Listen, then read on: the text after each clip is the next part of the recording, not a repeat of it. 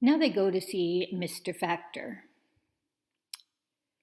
Mr. Factor says, at the beginning of lunch, someone in a black shirt put something in the locker whose number can be written as a sum of 3 different cubes between 1 and 6 inclusive. And he goes on to explain, inclusive means that you include 1 and 6 to solve the problem. This is going to take a little work because we have to think about there's different possibilities that could happen between 1 and 6. So if we start with the low possibility would be 1 cubed plus 2 cubed plus 3 cubed.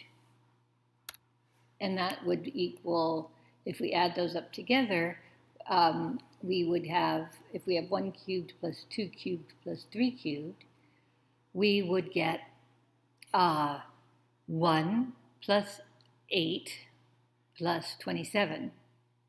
And that happens to equal 36. And that's way too low. So if we go to the high alternative, we get, the high alternative would be 6 cubed plus 5 cubed plus 4 cubed.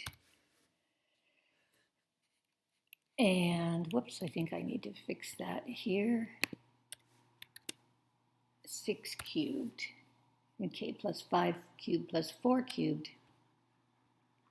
And unfortunately, not all of them fit there, but you have those, when you add up 6 cubed plus 5 cubed plus 4 cubed, you get 405. So that's too much. So what we have to do is we have to play around with the numbers. And I would say that they probably are closer to the high end than to the low end. So I'm going to use 6s to start with. So I'm going to try 6 cubed plus 4 cubed plus 3 cubed. And that's not as high as the first one, but kind of high. And I add those together, and I'm going to get, when I add those together, I get 307.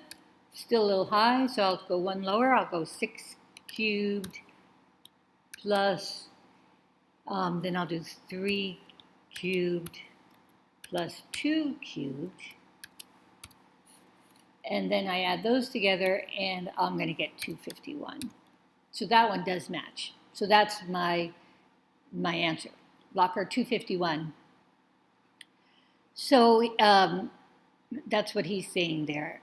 Someone in a black shirt put something in the locker whose number can be written as the sum of 3 different cubes between 1 and 6 inclusive. So we know that locker 251 had a black shirt. So we're going to put an O here, locker 251 in black, and then we'll put X's in the rest of that column and X's in the rest of that row.